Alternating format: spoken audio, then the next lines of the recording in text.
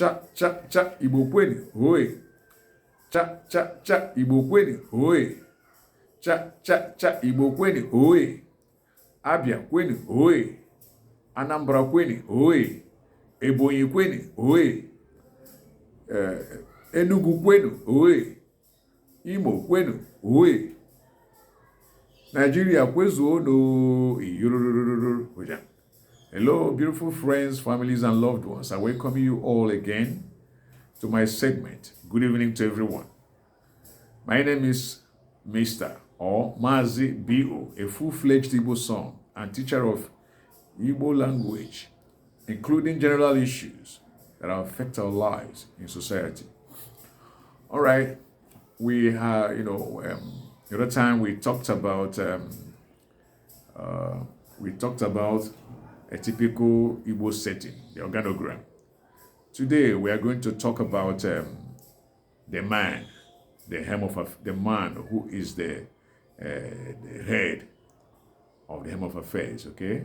Or the man at the hem of affairs is the person in authority. He runs the home, okay? I call him General Officer Commanding, GOC. Okay, now, in typical Igbo setting, a man is regarded a full-fledged man only when he is married. Once a man becomes married, he is seen or viewed as somebody who has become responsible. As a matter of fact, if somebody begins to take care of issues, problems, burdens on his shoulder, the person is automatically responsible. So there are so many titles in Igbo land that are not given to single men, but once you're married, such titles are bestowed upon you if you wish. So, and why? That's because they know that once you're married, there is a burden of responsibility that is attached, to marriage.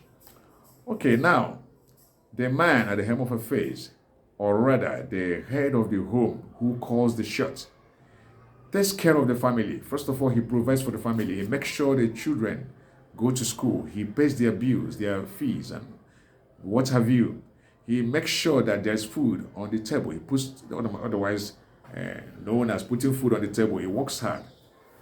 Even though he's got a wife, he ensures that he does what a man should do. He doesn't look at the wife. That's typical Igbo setting. That is, if you go to a typical Igbo home front, this is what you'll find. So the man ensures that he provides for the family even at his own expense. Whether he's sick, he's on the road working so hard to make sure the family fits. They make sure he clothes the family. If there's anyone that's sick, it behooves him to take care of the person, in the family. Some of his responsibilities, he calls the shots. So he decides what happens.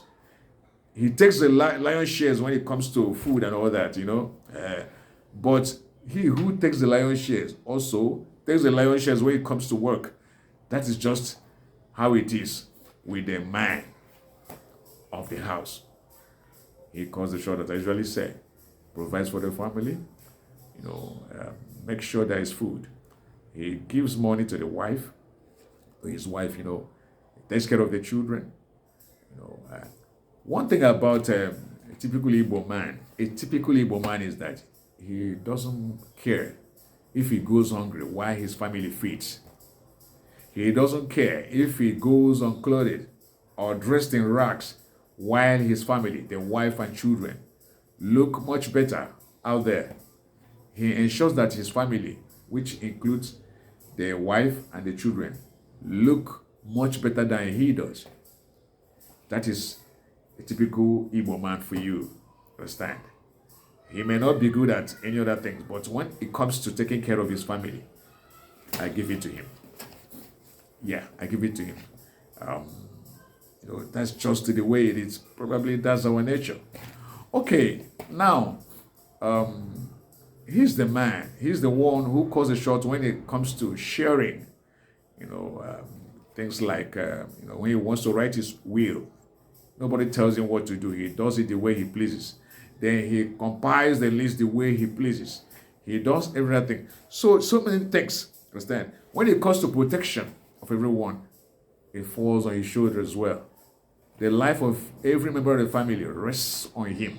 He ensures the person is safe as long as he's concerned. Because a typical Igbo man has that ego, or do I call it pride, that if he fails to take care of his family, he has failed for life. He may be a womanizer, he may do this, do that, Yeah, he may be involved in so many other things, but a typical Igbo man ensures that his family comes first before any other thing. That is just a typical Igbo man, a typical married Igbo man. Okay? So,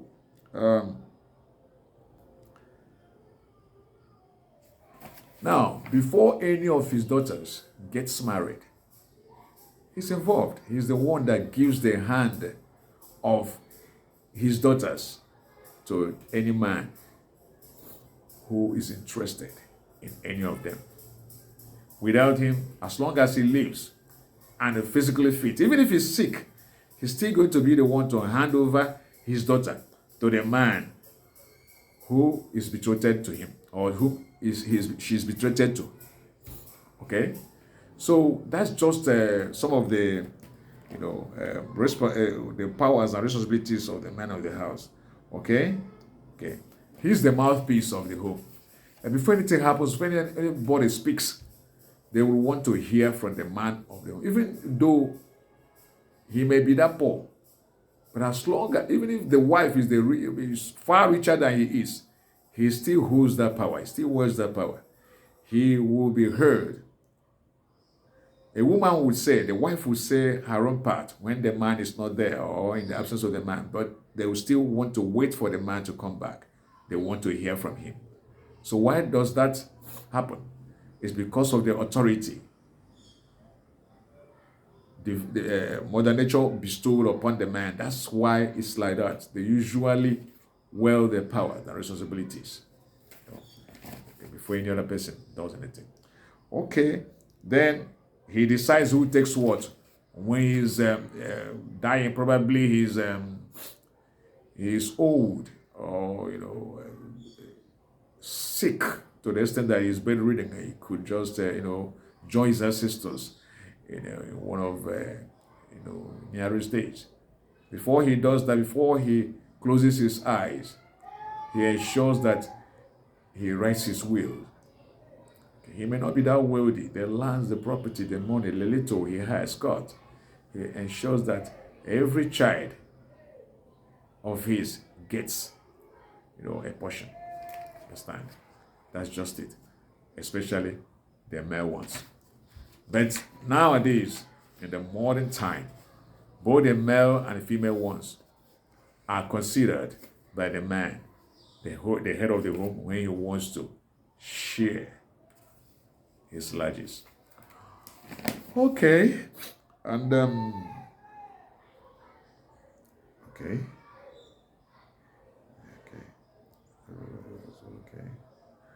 All right. I think that's just some of the things a man does in his own front, which makes him a man. Okay, it's not being a man by mere words.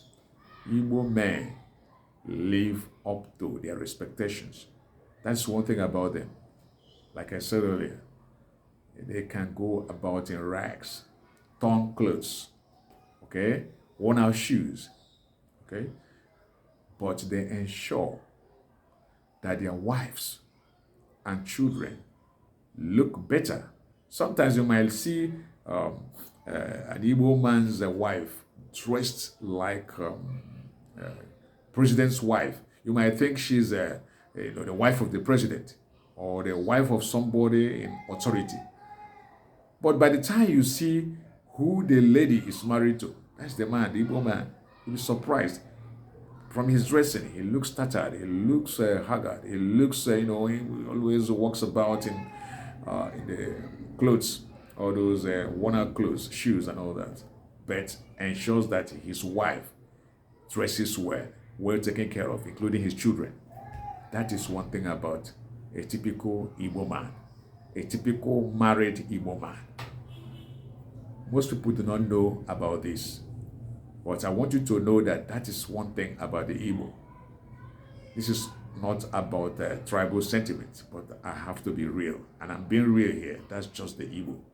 They hold a lot of responsibilities in their own front. Their world powers, they are up to, anything. So call them, they're equal to the task. That's a typical Igbo man for you. All right, guys. When next we meet, we talk about the wife. Okay. All right. Enjoy your evening, guys. Bye-bye.